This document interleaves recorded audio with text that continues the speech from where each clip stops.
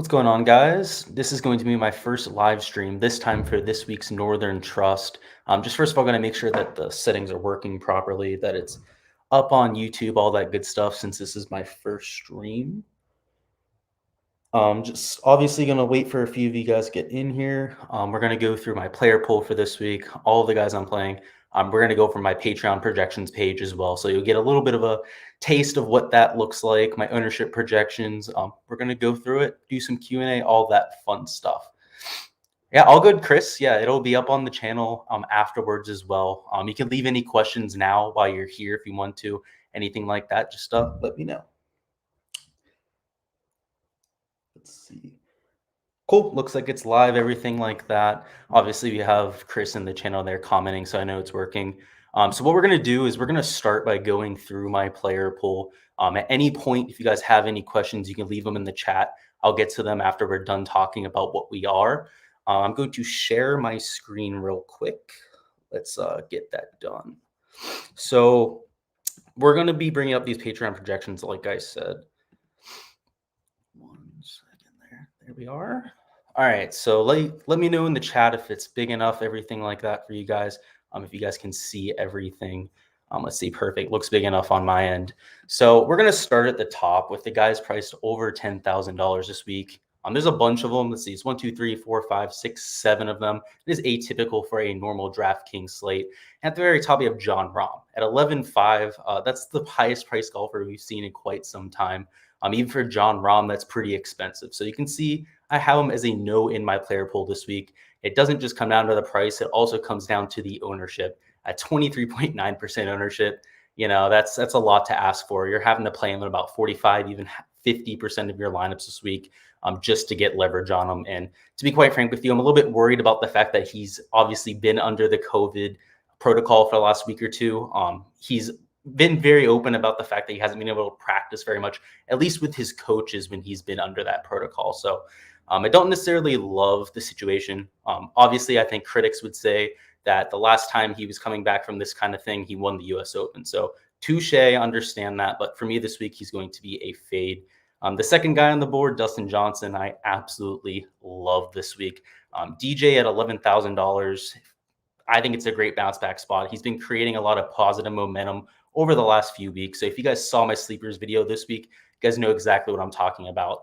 In 8 of his last 10 rounds, he's going on approach and off the tee, which for Dustin Johnson, it's not something we've seen for quite some time. He's starting to lay the blueprint in terms of that consistency and those two categories.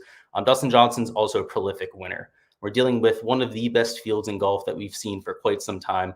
And you're really looking for a guy that's a prolific winner to go out and take one of these down. So he definitely fits that mold for me. I don't mind him at $11,000, even though it's a little bit more expensive. There you go. Good thing you remembered. I'm glad to have you in here, of course, for the live stream. And for my next pick here, guys, Jordan Spieth. I'm going to be completely transparent about Jordan Spieth. You're never going to hear me say anything bad about the kid. He's my favorite golfer in the world, hands down. I think he has a skill set that's special that no one else on the world has. No one has ever had, to be quite honest with you. And he can go out and win a golf tournament when he doesn't have his best stuff. Like he can go out there, be at like a 7 or an 8 out of 10 in terms of how he feels and win a golf tournament. That's because he has the magic beans with the around the green play. And I think that's going to be a huge factor here at Liberty National. I said in my video earlier this week, they're around 5,000 square feet on average. The greens are actually smaller than that. They're closer to 4,600. If I was a little bit more specific with my rounding, I could have found that out. I was corrected by someone, though. The point is, though, that they're some of the smallest greens on tour. So Jordan Spieth gets a huge bump when that happens. Not only is he a very good precision player with his irons, his up and down prowess is very good. It's impressive there. Also, has got the magic beans with the putter. For me, Xander's a little bit of an opportunity cost fade this week. Don't hate the guy. He hits the ball very straight. He also does it with precision. It's just obviously last time out in Memphis, his statistics looked horrible. I mean, he lost across the board. Clearly, he was either dealing with fatigue or just lack of motivation. I don't usually like to play guys off that kind of performance. You'll see that there with Colin Morikawa as well. He is my biggest fade this week. It's well documented that I don't like him this week at Liberty National. It's because he looked horrible last week, to be quite honest with you. He lost strokes on approach, which hasn't happened in quite some time. Actually, it happened one other time. This is undocumented, so not a lot of people have looked into this. But there are unofficial shots gained stats for the Olympics just because there was enough data. All of the shots were documented the same way they are with ShotLink, just not officially through ShotLink, obviously. He lost strokes on approach there as well. So that's something that not a lot of people have picked up on. It's something that's very glaring, something that you don't like to see. When somebody's one of the best in the world at something and then they lose that skill set, it's going to be very hard for them to compete without that. So he's definitely a fade for me. He's also being owned at like 17.3% ownership. That's entirely too high for me. At number 7, we have Brooks. Again, he was one of my core plays this week, somebody I absolutely love. He really ratchets his game up when, the stakes are the highest. We haven't really seen that in playoff events before. I said that during my core plays video. I'm surprised by that. We've seen a little bit of a different tune from him, especially on social media this week. He seems a lot more focused. He's taking it a lot more seriously than he usually does with a tour event. So I think we're going to get good Brooks this week. And anytime you're getting good Brooks, you want a ton of them. He's only being owned right now, at least according to my projections, at around 8.1% of the time. So that is way too low for Brooks Koepka. Let alone for a major championship like field. So I'm just going to do a check, see if there's any of the any questions in chat. So of course, guys, if you guys, see anyone on there you guys disagree with, or anyone you want me to go in further detail about, just let me know. We're not going to be able to cover all 125 players or anything like that. But we are going to talk about the last guy in the 10K range. That is Rory McIlroy at an even $10,000. He is by far the player that I've grown the most on this week. I began the week a little bit lukewarm on him. I saw his top 10 finishes at the US Open. We saw him play pretty well at Memphis as well. And to me, anytime he doesn't win a golf tournament, it's disappointing. I kind of had to reset my expectations when I looked at him. Top 10 finishes for somebody who's working on their golf swing, has changed golf coaches now twice in the last 6 months. When I looked into his advanced metrics, it told a completely different story. He led the field in ball striking at Memphis. He gained 6 strokes on approach the week prior. I believe 5 strokes the week prior to that as well. I don't have them up in front of me right now. That's just me remembering what I saw. And Rory McIlroy, if he's going to be hitting approaches like that, he's a prolific off the tee guy. The only part of the game that's missing this week would be the putting, and he's going to set himself in enough opportunities to at least make a cut, to at least, I think, finish in the top 10. If he gains a stroke or 2 putting, he's winning this golf tournament. So I actually bet on Rory McIlroy this week. I really like that upside. He's shown that putting upside of late as well. He's gained in about 50% of his tournaments in 2021. Again, and that's at a down year for him. So I really like him. JT was a sleeper pick for me this week. You can see I don't have him down as a yes. So he's somebody who's a victim of opportunity cost. Right now, when I've been generating my lineups, I don't have them exactly set as of right now. We're going to be working on that tonight. But I haven't been able to fit him in. I'm just spending too much for Rory McIlroy. I obviously love Brooks Koepka. JT's putting issues are the reason why I'm not prioritizing him. Bryson D Shambo, somebody I was a little bit high on to begin the week with. He was one of my yeses on my preliminary projections. But Bryson D Shambo, I think the head issues are getting to him. On I believe it was like Monday or Tuesday on Instagram Live. He also did this on Facebook Live. I believe he was posting some wacky stuff. He looked like he's either trolling, and it's like 3D chess level trolling, or he legitimately was going through some stuff after that blow up. So I don't like seeing that. The New York fans, I've seen this a lot of places. They're brutal, right? Go to Yankee Stadium, you're going to get heckled no matter who you are, even if you're Mike Trout or one of like the nicest guys on the planet. The Yankee fans are going to heckle you. He's going to get Brooksies on every single tee box. So that worries me a lot more than it did at the beginning of the week. Victor Hovland, again, I've well documented why I like this guy. We're not going to go into detail here. One of the best ball strikers on the planet, and this is a ball striker's golf course. He's also a ball striker that happens to putt well. So absolutely love that upside this week. Who's in your top fleer? So do you mean like who's my top flyer? Okay, cool. We're going to get to the flyers here in a little bit. If you have to get going real soon, I'll just give you the one that I like the most right now. That would be Matt Wallace. Matt Wallace is at $6,500. I'm not sure if you consider that a flyer pick. Somebody who's getting 1.99 shots gained per round over his last 36 measured rounds. That's a ridiculous statistic. Also coming off a top 10 at the Kazoo Open. He finished 8th place last week. So it's on the European Tour. It was a smaller event, not as big a deal, but to finish 8th place at any event in terms of a professional golf tournament, that's good to see. It means he's in good form. So that's your answer, Matt Wallace down low. Getting back into this upper tier here, guys. Abraham Answer, his first time winner in Memphis. I don't hate his game at all. I just hate the fit for this week. He doesn't have a great around the green game. Again, we have very small greens, so he's going to have a lot more around the green shots than usual. He's also somebody who's not a great putter on bent grass. So coming off the win, I expect him to, maybe not be as engaged as he could be. He would have had a lot more to play for this week if he didn't have a win. He wouldn't have been, in the top 30 in the FedEx Cup standings or anything like that. So I expect him to maybe, take the foot off the gas pedal a little bit there. I honestly can't argue if you decide to play him, though. I mean, he's coming off a win. He's coming in with great form. He has great iron play. He also finished third here in 2019. So somebody who overcame that around the green issue the first time they played here at Liberty National. Again, he didn't miss mini greens, so that's how he overcame that. But if he's going to play well this time around, it would have to be with an absolute scorching set of irons. All right, so let's got a few more questions on here, guys. Let's touch on those real quick. So realistically, can you play 3 top guys? So enough decent 6Ks to use? I would say no. So let's talk about why without getting into this for like 20 minutes, because I easily could. I love strategy questions like this. If we were to take 3 guys up top, right? So that's at least, let's say $32,000 worth of our salary. We're dealing with like bottom of the barrel 6K guys. So let's say we try to line it up a little bit. Let's say we go 2 of the 10K guys and a 9K guy. That is still too much in my opinion. So the reason why is you're dealing with a huge level of opportunity cost. There's a lot of guys in this, lower 9K range. I mean, Daniel Berger's chalk. I'm not going to be playing him, but there's a lot of value in going to someone like that. There's a lot of value going to a lot of these 8K guys as well. A lot of the guys in this range are people that tend to surprise week to week on the PGA Tour. You saw it with Adam Scott last week. Guys in the 8K range, let me think of a way to explain this. So the way that DK Draftkings, that is, algorithmically prices these guys is the guys that are in the 8K range are typically in that 7K range, right? But they've either been playing well of late. Vegas really likes them that week because they're a really good skill set fit. The TK odds, in terms of their gambling odds, tend to correlate very much so with the pricing on DraftKings. So a lot of the guys with really good skill set fits, a lot of the guys that are in really good form that, are coming in maybe peaking at the right time, you're going to miss out on, right? So sure, you're getting some of the guys with historically good baselines, maybe some of the historically better win equity. But when it comes to optimizing your lineup, trying to win a GPP, you need to be touching that 8K range. It's really where a lot of that value is. I'm going to have some more strategy videos coming out on this topic. The 8K range and especially the lower 9K range, that's really the sweet spot when it comes to recent form coming in and a little bit of a value as well.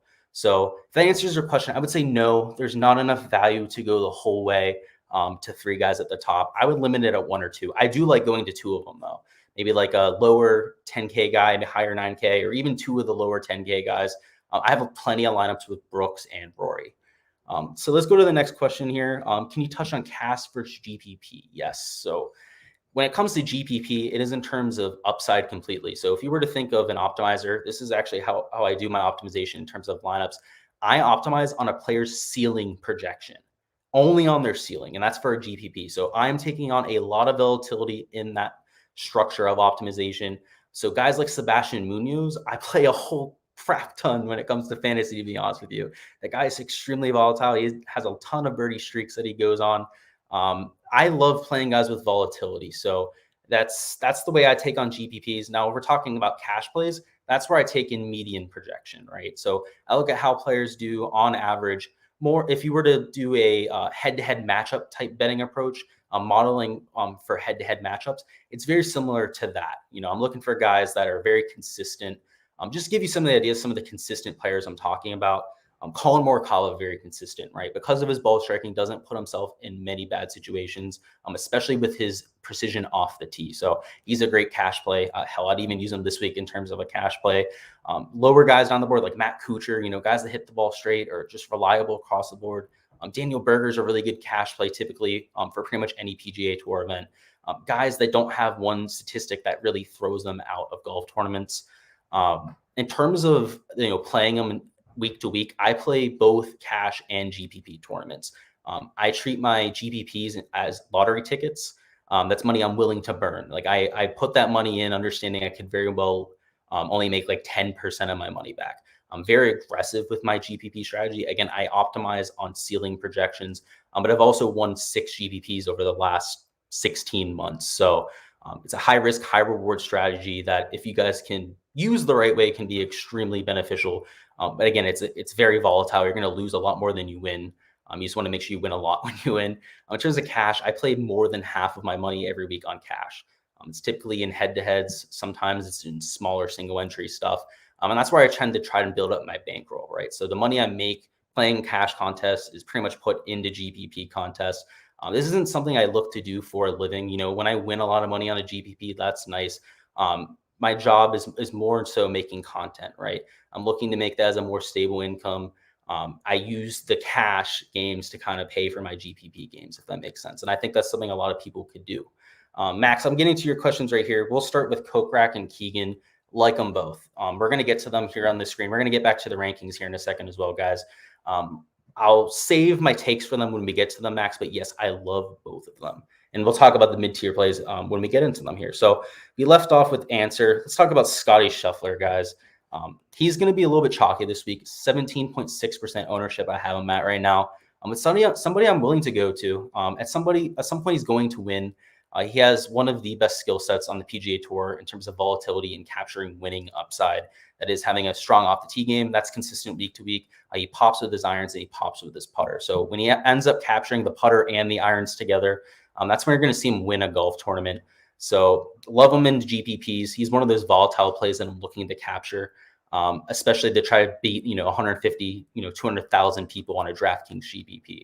Patrick Cantley. Oh, so yeah, we got to talk about Cantley. He was somebody I wanted to play earlier in the week. Absolutely loved Patrick Cantley. I can't be playing him this week. His caddy came down with COVID. We saw how bad it can come, how bad it can be when you don't have your caddy out there. Bryson D Shambo lost his caddy. Tim Tucker just resigned, right? He didn't want to go out there anymore. He just resigned on Bryson. I don't buy the whole peaceful separation thing, and it really affected him. For 2 tournaments there, he couldn't hit a green. So he'll be back for Patrick Cantley in a week or two, but I'm waiting until then. It wasn't like he was a slam dunk play by any means anyways. He was somebody who was an all right course fit, was coming in with meh form, good tournament here and there, bad tournament here and there. I'm not excited about Patrick Cantley. Daniel Berger, one of my biggest fades of the week. Again, I talked about it extensively in my fades video, but a high-owned Berger never freaking works. That's essentially the thesis here. Daniel Berger's very consistent, right? If you look at his shot gain metrics, he gains across the board. So you get this false sense of security with playing Daniel Berger. You're like, oh, he's never going to shoot himself as first. Oh, he's never going to have a bad tournament. The guy still misses 30% of his cuts. So he's not a very safe golfer when it comes to making cuts. Again, he's a high median projection just because, when he makes cuts, he tends to contend. He tends to finish top 20. But he has a little bit of off the tee, let's say, volatility that most people don't consider. They think because of his motion, it's a little bit unorthodox. It looks like a tennis racket motion. He's going to hit the ball straight every time. That's just not the case. Hideki, not a great look with the miscut at the Wyndham Championship. I'm not necessarily fading him. You can see I've left him blank there. He's more of somebody that I'll fit into lineups if I can. But it doesn't look like I'm able to at this point. I like more guys in this range. I like other guys in this range a little bit more than him. Webb Simpson's a fade. So Webb Simpson, also one of my fades in my video earlier this week. He couldn't putt on Sunday. I mean, he had a full-on choke job, guys. He missed 2 less than 4 footers on the last 4 holes, and he ended up missing the playoff by 1 stroke. I mean, that's inexcusable. Yeah, I'm just going to leave it at that. I can't believe he did that last week. Harris English, this is a pure ownership fade at 17.3% ownership. That's way too high for Harris English. This is one of the strongest fields in the world. Now, Harris English, at $8,800 in a regular tour stop, where there's, a third of the players that there are in this field of that quality, great pick, right? But $8,800 in this strong of a field at over 17% ownership, that's a pretty clear fade to me. If you guys need more info on that, just let me know. But I thought that was pretty clear. If we're going on to the next, so we'll call this the mid-tier range here, from $8,700 to maybe $7,700. I would call that the mid-tier here. And we'll kick it off with Paul Casey. He's my model 16th ranked play this week. Somebody I really like, especially in cash games, just because he hits the ball so straight. He's going to gain a lot of strokes with that precision off the tee. He's obviously a world-class iron player, really good around the green as well. So even if he struggles putting, I think he makes the cut. So that's why I think he's a good cash play. Patrick Reed won this tournament back in 2019 when it was last played at Liberty National. I expected him to come in as relative chalk. He normally comes in 13 to 15% owned week in and week out. There's not really a course that fits Patrick Reed. He's pretty much good around the world. The fact that he's single digit owned makes him a play for me. We'll leave it at that. He's obviously a good course fit. He won here. Adam Scott's a fade for me. I missed, by the way, and I do want to talk about this with Adam Scott. I missed 3-footer for the win in that playoff last week. That's going to sit with him maybe for the rest of his life. And I have a funny way to describe this. Like, I missed a 3-footer tap and eagle last year for a skin on a hole, and I still remember it to this day. It was just me for $5 with my buddies or whatever, but it shakes you. Now, every time I sit over a 3-foot putt, I'm not a professional golfer by any means. I think about it. So I do not want any piece of Adam Scott. He was a fade for me last week. I thought it was a little bit of fool's gold seeing the ball striking. Obviously, he was able to continue that last week. But again, this is the only sign of life we've seen from him for about 2 years. So to say that 2 good performances, you could say it was 3 good performances in a row, is the sign of like things to come. Like the guy has figured something out. I usually try to pump the brakes on that kind of talk. It could very well just be a coincidence, for lack of a better word. In 8,200, we have one of my favorite plays on the slate. We got Tony Fenow. Tony Fenow is an absolute stud, typically, right? So if we take a look at how he's played of late, not the best. Missed cuts. He's been working on some swing changes, changing his putting motion, the whole 9 yards. It's just not ideal when it comes to his game of late. But when we take a look at his historical numbers, he's somebody who's excellent and a very good course fit this week. So we see that he's only being owned at around 6.4% ownership. That's why he has that little green box right there. He instantly becomes a play. Tony Finau is a world-class player. We've seen people flip the switch week to week, come out, surprise the world. And he's somebody who in GPPs, I'm definitely playing. That's why he makes my player pool. At Joaquin Niemann, I don't want to go into every single player. He's a play this week. Love his ball striking. Don't love the around the green play, but if he can hit enough greens, it won't matter. Sam Burns, just too high of a price to pay in this field, in my opinion. Again, at the Open Championship, he was $6,400.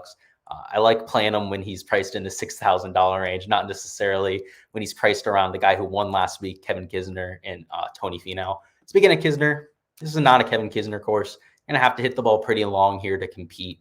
He's also coming off that win, so I'm sure he had a good time this week. Probably drank entirely too much beer. So, Kevin Kisner, loved the fact that he won last week, even though you weren't a pick of mine. He's one of my favorite golfers in the world. Matt Fitzpatrick. Ooh, we got to talk about Matt Fitzpatrick. Max Howe, hopefully you're still there. This is my favorite mid-tier play by far. We got Matt Fitzpatrick this week. He just set the course record at a course, I think it was a 5 or 10 minutes from Liberty National. So he obviously was in the area, played his practice rounds for the day, but wanted even more golf. So went to a local course and set their course record. It was a par 73, so it's a weird golf course, a bunch of par 5s, but he shot a 62, so 11 under par. That's impressive. Love to see that. But he was already a play on mine this week, so that's the exciting part. He's somebody who gains 0.76 shots gained off the tee per round. And for a little Matt Fitzpatrick, that's surprising, right? He's a small dude. He doesn't hit the ball a long way, but he hits way more fairways than you'd expect him to. And he also cuts off angles better than anyone on the PGA Tour. So I did a deep dive into this to try to figure out how the hell he was gaining so many strokes off the tee by not hitting as many fairways as other people and not hitting it as far, right? So I don't know if you guys understand how shots gained are calculated, but it's not just all about how far you hit it and whether you hit the fairway off the tee. It's, how far you are from the hole, what type of cut that you're in, et cetera, et cetera. So what Matt Fitzpatrick does way better than anyone else on tour, he's an analytics head just like me. So he does almost as much work into this as I assume I do. Obviously, he's playing more golf than I am, so he doesn't have as many hours to go over this stuff, but he cuts off angles. So he'll go, if it's a dog leg left or right, he will make sure that he hits it to that left side, because hitting it to the left side of a dog leg left fairway is a 40 or 50 yard difference in hitting it on the right side. He's very, accurate. He has a lot of precision off the tee, but he utilizes that to the furthest extent. Another guy that does this is Will Zalatoris, another guy who uses the analytics to his advantage. So that's why you see these guys with crazy gains off the tee, even if they don't have the best numbers. And Will Zalatoris, by the way, he shouldn't be gaining as many strokes as he is off the tee. He's not accurate off the tee at all. Absolutely sprays the golf ball, never hits the fairway, but he still gains nearly 0.7 strokes off the tee. Again, it's all by creating angles. A very underrated part of golf analysis, at least in my opinion. So hopefully that answers your question there. absolutely love my boy Matt Fitzpatrick. Yeah, we'll get to Charlie Hoffman here in a second, but yes, still love Charlie Hoffman this week. Still in my player pool for sure. Terrell Hatton. Okay, Terrell Hatton's my number 11 ranked golfer in my models this week. He's obviously priced well down the board here at number 30, so he's a huge value inherently. The guy can play pretty much any golf course. I don't think it's a great skill set fit for this week, but worth playing him in GPPs just for that inherent value alone. Let's talk about Jason Kokorak. I know you mentioned him before. I don't know who it was. It was one of you guys. You guys mentioned Jason Kokorak. Let's talk about him. He's not a great course fit. He's a great course fit last week, in my opinion. I thought his iron play and his putting was going to get the job done at the Wyndham. He burned me. He burned a lot of people last week.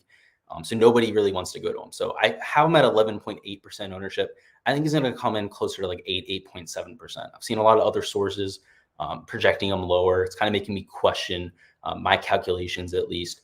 But either way, if he comes in at 11.8% ownership, I still think he's a play. So he's one of the best players all year in terms of the numbers. He's been gaining, prolifically off the tee. He's gaining prolifically with his irons and wedge shots as well, and has been a much better putter this year. That's the skill set to take down something like Liberty National. Just hit every green, put yourself in great situations off the tee and drain a lot of putts. Obviously, his around the green play isn't great. So just like Abraham Answer, doesn't have a great skill set fit, like I said. But Jason Kokorak, if he gets hot, he doesn't miss greens. So you saw Abraham Answer there in 2019. He was priced at a similar range, in the high 7K range. Wasn't a quote unquote good course fit, but went out and scorched it with the irons and the putter. So Jason Kokorak is priced in that $7,000 range. So unlike Abraham Answer, where you're getting a $2,000 price increase, where you're getting a huge ownership increase as well, he's higher owned than Jason Kokorak. That's why I'm willing to go to someone like Kokorak, or even like Terrell, Hatton up here, who isn't low owned by any means. He's, close to 14% ownership. I'm willing to go to those guys because they have volatile skill sets that can win golf tournaments. All right, so let's talk about some of these, mid 7K guys, unless there's some questions I want to check. Burned you? Yeah, burned me too. Burned pretty much everyone, to be quite honest with you. He was a very popular play last week. Let's talk about some of these mid-tier guys, though. Jason Day, very, very much so intriguing to me at this golf tournament because he's essentially being unowned. So I have him at 3.1% ownership. Would not be surprised if he came in below that. The guy doesn't have great form coming into this golf tournament, but historically his skill set's what I'm looking for. That length off the tee, he gains off the tee like crazy, at least historically. You're looking for good iron play. Obviously, Jason Day, when he's on his best, is a very good iron player, and he has the around the green play and putting to get the job done. So I'm taking a little bit more of a historical look at Jason Day, because if you looked at his recent numbers, if you looked at the advanced analytics with him, they would scream, bad things. They'd say, get the hell away from me, that kind of stuff. So if you want to take a more analytical approach, don't play Jason Day. But again, he's completely unowned. You can put him in one or two lineups if you're not, multi-max entering or anything like that, and get some leverage. So I like Jason Day this week, especially as a flyer play in that 7K range. Shane Lowry, I'm not going to do a whole nother, talk up about him. I love him as a value play. He's heads and shoulders above everyone else in this field in terms of his recent shots gained numbers. It's just good value in that 7K range. He should be in that 8K, $8,200, $8,300 pricing range. So that's why I like him. And I forgot to talk about Keegan, right? Someone mentioned Keegan Bradley. So I have a very similar take to Keegan Bradley to what I have with Sergio Garcia. So obviously ball striking phenom, that's what you're looking for at this golf course. Both of them kind of lack the putting that you're looking for, though. So very similarly in terms of how they grade out this week. And they're this, within $100 of their price. I'd rather play Keegan Bradley. We've seen Keegan go on stretches this year where he's putted really well. Of late, that's not been the case. There's been some missed cuts. There's been some bad performances because of that.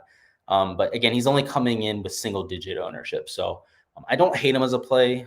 You can see he is in my player pool. I am going to play about 25% of Keegan Bradley this week. He's extremely volatile. He won't make any of my cash lineups, though.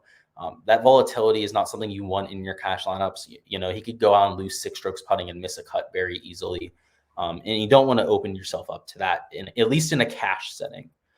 Let's see if there's any questions here. No.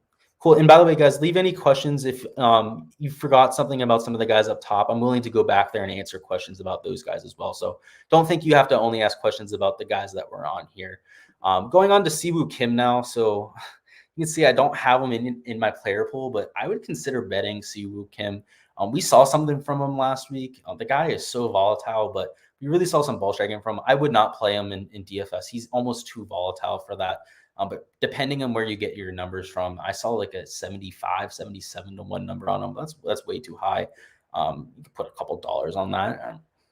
I don't think that's a bad idea. Again, you might get a sweat out of it at the very least. If we go down to Phil Mickelson, he's a pure leverage play. Again, he's somebody like Jason Day who has that historical skill set to do well here. We saw Phil Mickelson play well at the WGC last year. So the WGC St. Jude in this tournament, I think there was a lot of crossover between the skill sets, and he finished second at Southwind last year. So because it is a comp course, because it's Phil Mickelson coming in at less than 4% ownership, I like playing some of the guys that I like rooting for too. So if he's owned less than 5%, I usually try to play him. It worked well at the PGA Championship. Let's just say that much. And Mark Leashman, by the way, 1.7% ownership. You pretty much have to play him at that number. So he hasn't looked great, but he is a great artist at getting up and down. So Mark Leashman at 1.7% ownership. I'm playing about 10% of him. I'm trying to get a good amount of leverage on that. We saw him play well at the Masters this year. We've seen him pop at some of the harder events. This isn't going to be a hard track. We're going to have a winner close to 15, maybe even 18 under par, somewhere in that range. He still performs well at those as well. Miliano Grillo, you can see he's a yes on here for me. I like him this week. He's good at courses with small greens. That's just because he's such an iron specialist. He doesn't hit the ball too far left and right. He hits a lot of fairways as well. So I think he's a relatively safe play. I wouldn't use him in cash though, because he also has that putting deficiency. So if somebody just like Keegan Bradley, just like Sergio Garcia, he does leak strokes with a putter from time to time. But if you're looking for a safer GPP play, I think you could go a lot worse than somebody like that. So Lowry over Vegas or Palmer in cash lineup. So which one of those three, I think, is the question. I would definitely say Lowry. So like I said, Lowry's kind of like, he's the guy who should be priced in the $8,000 range. That's priced in the 7K range this week. So I expected him to come in 15, 20% owned, but you can see I only have him at 8.7%. In cash games, he's probably going to be owned around 30, 40%. You'd be surprised just how much of a difference there is between these philosophies. I'd definitely go with Lowry. I definitely would not play Johnny Vegas. You guys can see Johnny Vegas I have as a no. So Johnny Vegas does have off the tee play that is exciting at a course like this. He doesn't tend to hit the ball too far left to right, but he's somebody who has deficiencies around the green. I think that's a nice way to put it. And his historically not a good putter. We've seen him do well of late. But I'm worried that's starting to get to a point of regression. So I was doing a little bit of a statistical analysis on Victor Hovland. So Victor Hovland, I kind of holistically saw that he had started to do better with his around the green play about 6 months ago, and really started to play well because of it. But over the last 2 months, we've seen a ton of regression from him. We've seen rounds of like 5-6 shots lost around the green from Victor Hovland. And it's not like he just lost the ability to start hitting chips. It's the natural regression of statistics. So we take a look at, Jonathan Vegas right here. He started to gain shots putting out of nowhere. He's not like he changed equipment. He didn't change his style or anything like that. That worries me a lot. And at 10, so if he was owned like 5, 6, even 7 or 8% this week, I'd probably be playing him just because of that off the tee upside, because he's been coming in with good form. But being owned, 10%, I actually think he's going to come in closer to 12 or 13% ownership. It's going to be a fade for me. You just have to invest too much into him. And again, you're kind of hoping that he maintains that momentum with the putter, which usually isn't there. Ryan Palmer, though, I don't hate Ryan Palmer at all. So he's somebody I would also consider if you don't like Lowry as much, if you need a little bit more salary to pay up and get somebody up a little bit higher on the board otherwise, Ryan Palmer is a really good option. He's somebody who, hits the ball straight, pops with irons, is a relative good putter, in every contest that he has. The only issue with Ryan Palmer is we haven't seen him very much. So I believe I mentioned that when I first talked him up earlier this week. We haven't seen him very much. He's been working on his swing. He had the lefty hook yips. So he's somebody who hits a draw literally on every shot he hits. And I forget what golf tournament was at. I have to look back at my notes to make sure. But he started hitting hooks. Well, and for somebody that only hits fades, I mean, and that's terrifying. So he took a lot of time off. He went back to the swinging coach. So that's why I prefer Lowry. You know, we've seen him play. We've seen that he's in good form. Ryan Palmer could be a higher upside play, so perhaps he's a GPP play. But in terms of cash, yeah, you want to go with Lowry there. Who do we want to talk about? Oh, so Matthew Wolff, guys. This is not a cash play. So farthest thing from a cash play is going to be Matthew Wolff at $7,100. He's a yes because I'm using him as a pure lottery ticket. 3.4% ownership. This is a course where you have to be long, so obviously he's going to get a little bit of a boost with his length. It's also really good with his wedges, so he's going to have plenty of short wedges. Excuse me, guys, this week. And Matthew Wolff, as a result, he could be a little bit of a flyer play. I mean, obviously he has his dispersion left to right off the tee. He doesn't hit many fairways, but when he's dialed in off the tee, he gains 7 or 8 strokes off the tee. So we saw that once over this last month, but more importantly, we saw almost every week in and week out, and there the end of 2019, early part of 2020. It's more of like a historical look with him. I wouldn't. He's not for the faint of heart. Let's just say that much. Okay, he's likely to go on and miss the cut. He has a much higher chance of missing the cut this week than finishing in the top 20. Let's just say that much. Next up, Charlie Hoffman. Let's do a little bit of a talk up of Charlie Hoffman. You can see that green box right there with 25. Yeah, he's my 25th ranked play this week, and he's all the way down at 56. Huge value in Charlie Hoffman. Somebody I'm playing in every cash lineup that I have this week. Somebody I think that makes the cut, most likely finishes top 25 about 80% of the time. Absolutely love Charlie Hoffman. You guys can see too, like I color code my rankings on here. He's the only player for quite some time with like a green ranking. You see Harold Varner down here. We'll talk about him in a second. There's not many guys this far down the board that are great, course fits. And that's what Charlie Hoffman is. He's also had a very sneakily good year. He's in the top 30 of the FedEx Cup rankings, guys, and he doesn't have a win. So I believe he's only one of only 2 or 3 people in the top 30 to have that. So that's what you want to see, especially from a guy in that 7K range. Let's see. Do I prefer Wolff over Hoffman? So it depends what contest you're playing in, right? So if you're talking about a cash game, no, right? So I definitely prefer Hoffman in that case. Hoffman's probably my favorite, cash value play on the entire slate. Talking about a GPP where you have a very chalky lineup. Let's say you're playing like all the guys 20% owned, and you really need a leverage spot. That's when you go to Matthew Wolff, right? So that's when you play someone with a lot of volatility like that, where you're going to get leverage on the field and you can differentiate yourself. If you're looking for just a solid play, even in GPP, so let's assume you're playing a GPP. I still like Hoffman most of the time, right? He still has a high upside. If he finishes in the top 20, he could very well be optimal this week. So yeah, that's what I think about that one. All right, let's continue with these rankings unless anyone else has any questions. Of course, just pop those in the chat if you do. Next up, we have Carlos Ortiz at $6,900. Somebody who had a great week at the Olympics, had a decent week at the Wyndham as well. Somebody who loves getting up and down. He gets a hot putter as well. Not necessarily an off the tee wizard by any means. He's typically right around neutral. I just love the form coming in. I think at $6,900, he could do a lot worse. Not a cash play for me though. Charles Schwartzel. Why does everyone just think that he lost his game after like one bad week? I mean, it was really ugly at the Wyndham, right? He ended up 7 over par after 2 days. Yeah, I mean, that was pretty ugly, right? But at the same time, he was coming into that event with great form. He was like everyone's darling that week. And now he's coming in 2.2% owned. The truth is he's been an absolute wizard off the tee, getting nearly half a stroke per round off the tee, which for Charles Schwartzel is almost unheard of. We haven't seen that from him ever, to be honest with you. That's the best in his entire career. And he's getting into his late 30s now. He's also a very good approach player. We've seen that over the last 2 months, gaining nearly 0.7 strokes on approach. So we love to see that as well. The only problem was the putting in the around the green play last week. He had a bunch of chips into water, right? So you can't account for that. You're going to have a down week every now and then. So seeing him at 2.2% ownership, I'm going way over the field. I mean, I'm talking 15, 16% of my lineups. I'm playing him. I'm trying to get plenty of leverage there because I think in this type of field where it's condensed, you only have 125 golfers. It's a little bit harder to find those leverage spots. So for the leverage spots that I really like this week, I'm going a little bit harder on them than usual. number 63 golfer. We got Maverick McNealy. He's good on small greens. So we saw it at Pebble Beach. He has 2 second-place finishes at Pebble Beach. We've seen it a few times before. So, again, small greens this week. I like him as a little bit of a value play.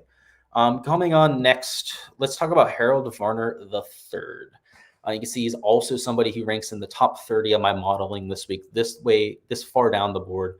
Again, it's because of the de-emphasis on putting. From tee to green, Harold Varner is a top 30 player in this field.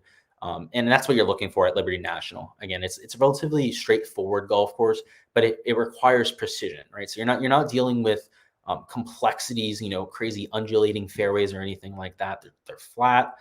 It's more represents a muni with extra bunkers and extra tough greens. That's essentially what Liberty National is. And Harold Varner III, he is exactly the game to take advantage of something like that. Let's talk about Roger Sloane up here at $6,800 too. He could be legit, guys. I mean, over the last 2 months, he has 3 top 10 finishes. He's made all but 1 cut. Somebody who I've ignored pretty much his entire career in terms of fantasy production because he's quite frankly been horrible. You can see even my model still hates him because it takes more of a long-term approach when it comes to characterizing them with their course fit. I try to take a longer-term approach because, how they've been playing over the last 5 events isn't helpful for figuring out if they're a course fit, right? Like you're a certain type of player, you can establish, their characteristics as a player over a long period of time rather than a short period of time. But he might be legit, right? And if he ends up being legit, then he's going to be a great value at $6,800. He's definitely getting some ownership, but I'm willing to go there. He's been a great ball striker over his last 2 months, gaining significantly off the tee and on approach. And he's always been a good putter. Roger Sloane's always been, a top 50 putter on the PGA Tour, consistently gaining in that category. So I really don't hate Roger Sloane at all. The more and more I think about it, the more and more I like the pick, actually. Let's talk about Aaron Wise. So there was a video on Twitter today, guys. Aaron Wise using the Adam Scott anchor putter, which obviously he wasn't anchoring it on his chest. That's illegal. Not allowed to do that. But he's using a new putter. And now if shots gained didn't include putting, let's say if putting was taken away from golf, it's just about hitting the green, chipping off the tee, Aaron Wise would be your tour champion every single year. Great ball striker. You can see my models love him this week. Obviously they still include putting and whatnot. It's a little bit de-emphasized this week. I mean, you can see the guy's still 70th in my ranking. So they don't hate him at all. I absolutely love him this week. You can't get much worse than his putting was before. That's why I like him this week. If he's changing up the putter, I think he can literally only get better. That's how bad he is. You could put most amateurs out on the golf course and they would putt better than Aaron Wise. I think he'd be the first to tell you that. If we go to Joel Damon next, Joel Damon's looked really good of late. Apparently with his, cash game with Phil Mickelson, with I believe it was Keith Mitchell. I forget the last one. They played a cash game. Apparently Joel Damon just carried Phil Mickelson. Apparently Phil was spraying the ball over the place.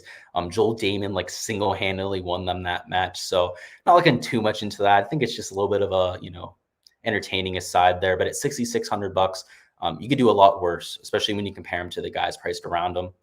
Let's talk about Matt Wallace. I know I kind of hinted at this before. I talked about it in my preview earlier this week, guys. Matt Wallace, probably the best play on the slate. And I mean, on a per dollar basis. I mean, obviously I have guys projected well higher than him, but over these last, let's say 4 or 5 months, he's been unbelievable. I mean, on the European Tour, multiple top 10s, I believe 4 top 10s over that stretch on the European Tour. He's made all of his cuts on the PGA Tour. He was winning through 3 rounds earlier this year.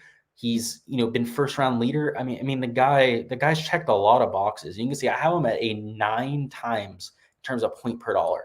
We haven't seen that ever. I haven't projected that in probably a year. So it's some serious value right there. I'm playing him in 25% of my lineups this week. So only owned in 3. It's one of my biggest leverage spots on the entire slate.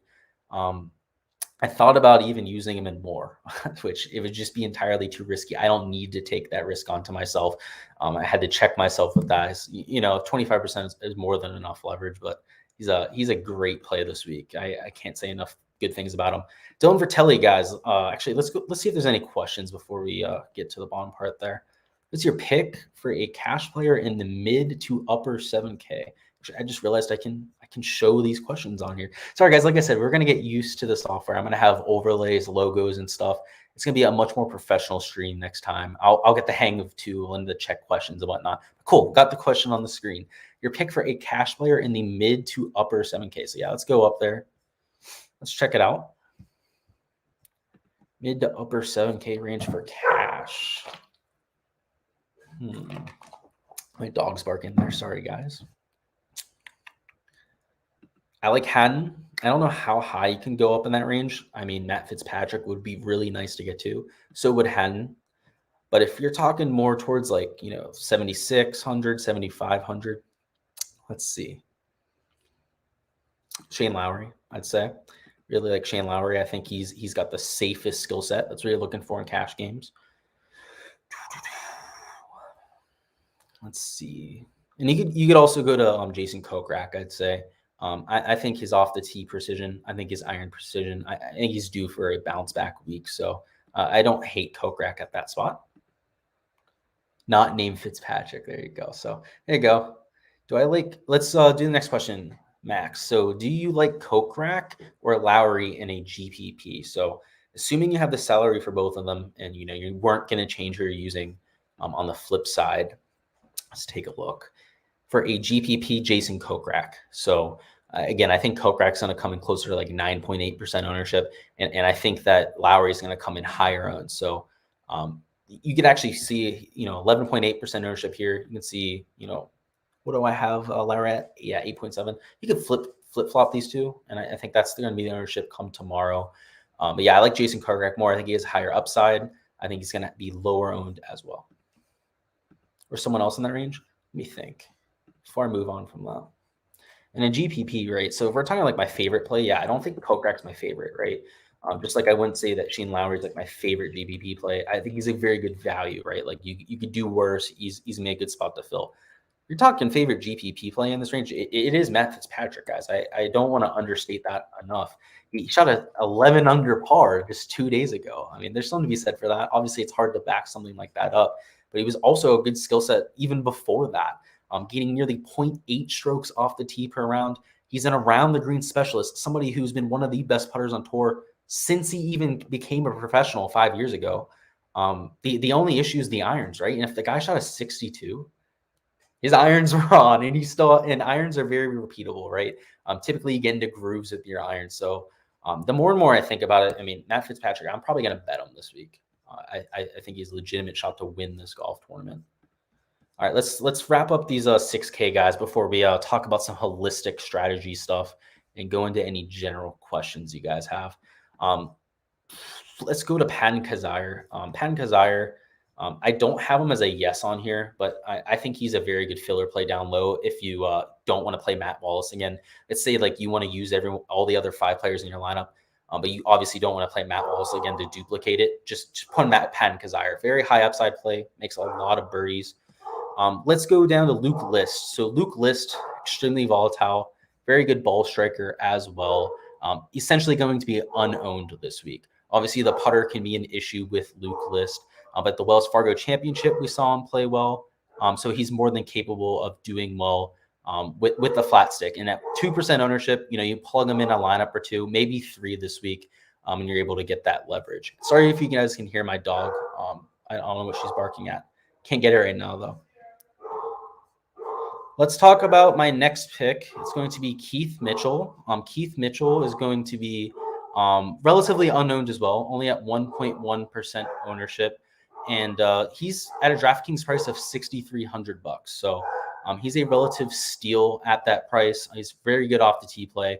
And if you guys remember me calling his, I forget what tournament it was at, I believe Rocket Mortgage or something like that, where he's going to finish top 5, I was bullish on him. And that's because he's somebody that pops. So at the Wells Fargo Championship this year, he gained 14 strokes ball striking. That's even more than Rory made last week, leading the field. That's actually more than Rory McIlroy had winning that golf tournament. So over at the Wells Fargo. So he pops. I absolutely love him, especially when he's priced in that low 6K range.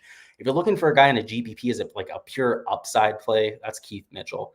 Apparently, he looked pretty good the other day in that cash game as well, playing alongside the fourth guy I can't remember for some reason.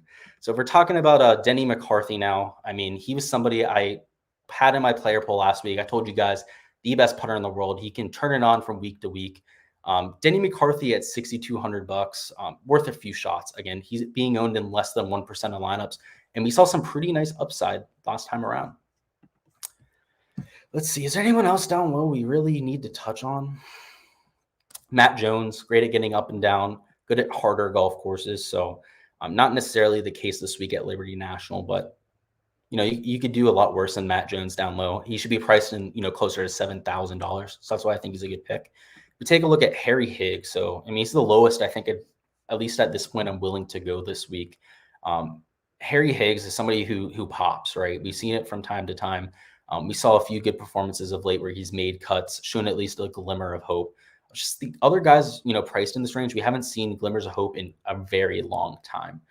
There were people that did well, in the fall end of the schedule, people that really earned their way into this tournament in that end of the schedule. I mean, like especially James Hahn, Wyndham Clark, Brian Gay, Hudson Swafford. I mean, we haven't seen these guys contend in 6 months. Martin Laird, Malnati. I mean, all of these guys, we quite literally have not even seen on the leaderboard in 6 months. So those guys I have no interest in playing this week. But somebody like Harry Higgs, right? Like we've seen at least a heartbeat of late. I mean, hell, Arnaud Haliri, we've seen at least somewhat of a semblance of a heartbeat from. So I'd be okay with him. He's a no for me. I mean, I'm not going to play him, but you could. Brandon Hagee, someone like that as well. Neesmith as well. But the other guys priced down low, you're going to want to avoid them. There's just not enough value there, at least in my opinion. And pretty much everyone else in the field is how strong the field is. We've seen do something of late. We've seen with a top 25 finish. We've seen play well. I mean, it's the playoffs for a reason. So I don't want to be down in that low 6K range. So that's the player poll, guys. Now I'm gonna stop sharing screens now. We're gonna go through any last questions that you guys have. Feel free to put them in the chat. But on top of questions, I just want to talk holistically about my strategy for this week. So I'm not paying the whole way up for Rahm. DJ is going to be somebody I sprinkle in his leverage. I'm taking a much more balanced approach. So we're taking a look at spending in that lower 10K range, usually only using like one in my lineup. I'm not going to stack 2 10K guys up top very much. I'm going to try and use a few 9K guys where I can, even though it's a range I'm slightly fading. There's only a guy or two in that range I really like, Victor Hovland, Paul Casey. The 8K range I'm going to live in a lot. So as a result, we're going to be playing a lot of those 8K range guys I was talking about before. And the reason why is there's a lot of built-in value in that range. A lot of these guys are in good form. They're either good skill set fits. And there's a reason why they're priced, above the other 7K guys below them. So that's the approach that I'm taking to building my lineups. If you guys have any last questions, I'm going to give it another minute so you guys can put them down in there. But that's all I've got for the player pool.